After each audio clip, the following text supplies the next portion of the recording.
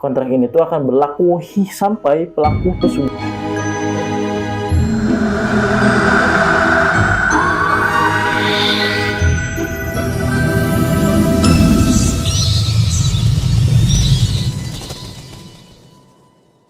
Assalamualaikum warahmatullahi wabarakatuh.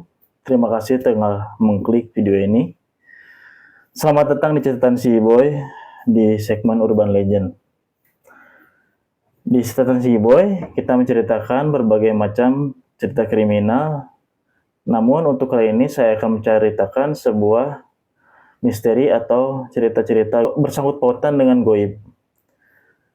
Nah, sebelum memulai ceritanya, subscribe terlebih dahulu dan dukung kita agar menjadi channel yang lebih baik lagi dan bisa memberikan cerita-cerita yang menarik untuk kalian. Mari kita mulai ceritanya. Kita di Indonesia itu, Nusantara, mungkin sebelum ada agama-agama yang sekarang seperti agama Islam, Kristen, Buddha, Hindu, dan lainnya, ada agama yaitu agama nenek moyang, yaitu seperti animisme dan dinamisme. Nah, di sini itu banyak ritual-ritual yang berasal atau satukan dengan agama-agama yang telah datang ke Indonesia. Nah, salah satunya itu ritual yang meminta kekayaan, tapi bukan kepada Tuhan atau kepada Allah Subhanahu wa Ta'ala, tapi kepada makhluk gaib. Nah, saya akan menceritakan tentang pesugihan. Nah, pesugihan adalah tuh serangkaian ritual mitos yang diyakini dapat menghasilkan kekayaan secara instan, dengan cara instan atau cara jalan pintas. Biasanya tuh pesugihan dilakukan dengan bantuan dari makhluk gaib atau entitas tertentu. Saat melakukan ritual pesugihan, pelaku biasanya membuat perjanjian dengan makhluk gaib. Salah satu tempat yang dikaitkan atau dengan sering didatangi untuk mencari pesugihan adalah Gunung Kawi. Daya tarik mistisme dari Gunung Kawi tersebut tuh mendorong beberapa kalangan masyarakat untuk memanfaatkannya sebagai tempat mengasah ilmu hitam, kesaktian, hingga pesugihan. Gunung Kawi terletak pada ketinggian 2.860 mdpl, tepatnya di Kecamatan Wonosari, Kabupaten Malang, Jawa Timur. Dulu namanya adalah Ngajum, kemudian berubah menjadi Wonosari karena berada di dekat objek wisata spiritual. Wono artinya hutan, sedangkan Sari adalah inti artinya. Seharusnya Wonosari itu menjadi hutan inti, namun warga setempat menjadikan Wonosari sebagai pusat atau tempat yang mendatangkan rezeki. Desa Wonosari terletak di ketinggian 800 mdpl. Dengan ketinggian itu, desa ini tuh berhawa sejuk dan memiliki pemandangan yang sangat indah. Selain menjadi objek wisata alam, kawasan Gunung Kawi juga dikenal sebagai tempat tujuan wisata, ziarah, atau budaya spiritual. Di tempat ini terdapat 2 makam yang dikeramatkan masyarakat dan dipercaya mampu menjembatani mereka yang menginginkan sesuatu. Itu yang membuat Gunung Kawi memiliki kesan sebagai tempat untuk mencari kekayaan. Nah, saya akan menceritakan salah satu tokoh siarkan ajaran Islam di Gunung Kawi, yaitu Mbah Jugo. Ini pada tahun 1825 terjadi perang besar antara Pangeran Diponegoro dan prajuritnya melawan Belanda dalam Perang Jawa atau Perang Diponegoro. Pada perang tersebut, pasukan yang selamat melarikan diri, salah satunya adalah Kiai Zakaria II. Beliau dikenal masyarakat dengan kebijaksanaannya, piwulang, dan daya linuhnya. Beliau selama pelariannya menjadi pengembara sekaligus menyebarkan ajaran Islam pada kawasan yang dilaluinya. Selama perjalanan, beliau selalu menolong siapa saja yang ditemui tanpa pandang bulu. Perjalanan Kiai Zakaria II berhenti di tepi Sungai Brantas di kawasan Desa Sanan, Kesamben, Kabupaten Blitar, Jawa Timur. Di sana, beliau bertemu dengan seorang warga sekitar yang bernama Tasiman. Dalam perbincangannya dengan Tasiman lalu menanyakan asal-usul dari Kiai Zakaria II ini. Namun, beliau tidak memberitahukannya Dengan alasan keselamatan, beliau tidak mau keberadaannya ini terendus tentara Belanda. Kiai Zakaria II kemudian menjelaskan dalam bahasa Jawa, koloniki sajugo, yang artinya saya ini sendirian. Mendengar penjelasan tersebut, Tasiman beranggapan bahwa orang yang ia temui adalah Jugo. Kemudian Tasiman dan masyarakat sekitar mengenal Kiai Zakaria II ini dengan Eyang Jugo atau Mbah Jugo. Suatu ketika, desa ini tuh mendapatkan wabah penyakit yang berbahaya sampai penduduknya banyak yang meninggal. Eyang Jugo kemudian membuat ramuan jamu untuk menyembuhkan penduduk. Usahanya alhamdulillah berhasil, dan meski banyak yang menyanjungnya, beliau itu tetap rendah hati.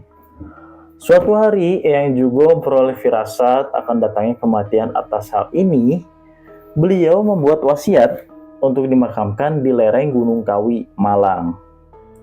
Firasat tersebut benar terjadi. Pada satu Selo, bukan tahun 1817, hari Senin Pahing, Eyang Jugo wafat. Setelah wafatnya Eyang Jugo, kawasan Gunung Kawi ini semakin ramai didatangi orang yang berziarah. Sayangnya, seiring perkembangan zaman, semakin banyak orang yang datang ke Gunung Kawi namun dengan tujuan yang salah, di mana masyarakat beranggapan bahwa Gunung Kawi adalah lokasi pencarian pesugihan. Dan bahkan sekarang, Gunung Kawi identik dengan lokasi yang negatif.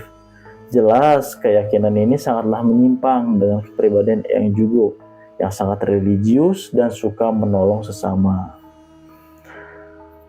Nah, karena sebenarnya ini kan kesalahpahaman antara masyarakat luas di Indonesia itu menganggap bahwa Gunung Kawi ini adalah makamnya dari Eyang Jugo ini tuh sebagai tempat untuk meminta kekayaan atau pesugihan.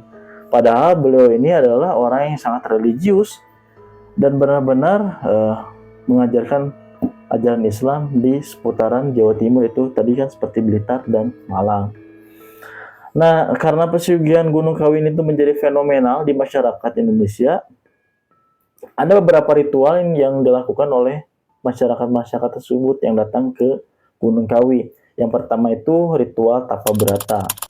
Pelaku ritual pesugihan Gunung Kawi harus melakukan tapa berata di bawah pohon Dewan Daru. Pohon Dewan Daru ini tuh dianggap keramat sama peziarah dan pelaku pesugihan Gunung Kawi. Tak sembarangan orang tuh bisa mengambil daun, ranting maupun buah dari pohon mistis tersebut. Sebelum melakukan ritual tapa berata, pelaku pesugihan diwajibkan untuk mandi suci yang dipimpin oleh seorang juru kunci. Pada saat melakukan pertapaan, pelaku pesugihan itu harus duduk di atas selembar daun pisang. Ia tidak boleh tertidur, makan, ataupun minum selama 3 hari berturut-turut. Ritual pesugihan Gunung Kawi itu tidak dilakukan sama sembarangan hari. Jadi si ritual itu harus dilakukan pada hari-hari tertentu seperti Jumat Legi, tanggal 12 dan tanggal 20 setiap kalender Jawa. Hari itu dipilih untuk ritual pesugihan karena dipercaya honam pesugihan akan keluar pada hari-hari tersebut. Gunung Kawi pada hari-hari tertentu itu sangatlah ramai. Banyak yang kios yang berdiri di sekitar pintu masuk.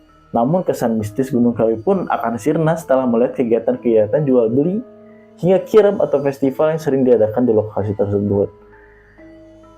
Mitosnya juga yang berkembang di tengah masyarakat, yakni saat melakukan ritual pesugihan di Gunung Kawi itu, peziarah akan melakukan kontrak mati dengan penguasa dari Gunung Kawi tersebut, yaitu penguasa goibnya ya. Kontrak ini tuh akan berlaku sampai pelaku pesugihan meninggal dunia. Setelah melakukan serangkaian ritual pesugihan, pelaku pesugihan akan mendapat daun Dewan Daru yang gugur tepat di tubuhnya. Nah, menurut juru kunci di sana, jika daun Dewan Daru ini tuh jatuh, maka pertapaan telah selesai dan ritual diterima oleh penunggu goib Gunung Kawi. Daun Dewan Daru yang tadi itu didapatkan harus disimpan di dalam bantal, jangan sampai hilang. Konon setelah melalui serangkaian ritual pesugihan ini, pelaku akan mendapat kekayaan dalam waktu singkat. Setelah terjadi peningkatan ekonomi, pelaku pesugihan diwajibkan untuk menyerahkan tumbal nyawa yang masih ada hubungan keluarga. Pelaku pesugihan tentu harus merelakannya untuk dijadikan pesuruh goib di Gunung Kawi.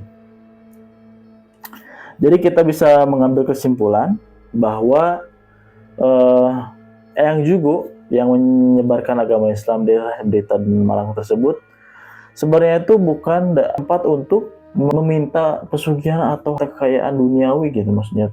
Harusnya orang-orang sana tuh menziarahi dan berusaha untuk mendoakan Mbah Jugo dan dia juga benar-benar bisa jadi lebih baik ya.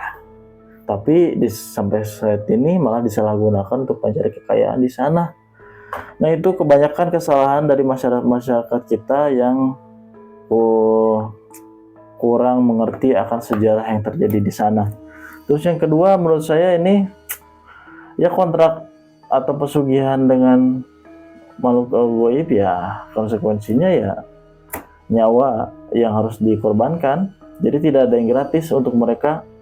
Yang pasti yang gratis itu kita hanya meminta kepada Allah Subhanahu wa taala atau Tuhan Yang Maha Kuasa agar kita bisa dilancarkan rezekinya dan diberikan rezeki yang halal ya. Nah, untuk kali ini sekian dulu dari Urban Legend di catatan si Boy. Semoga kisah yang saya ceritakan tentang Gunung Kawi dan pesugihan ini menjadikan pelajaran bagi kita agar selalu dekat kepada Allah Subhanahu wa taala Tuhan Maha Esa. Terima kasih telah menonton catatan si Boy dari pertama sampai akhir. Sebelum saya pamit, jangan lupa untuk nonton Majurnal Klasik di malam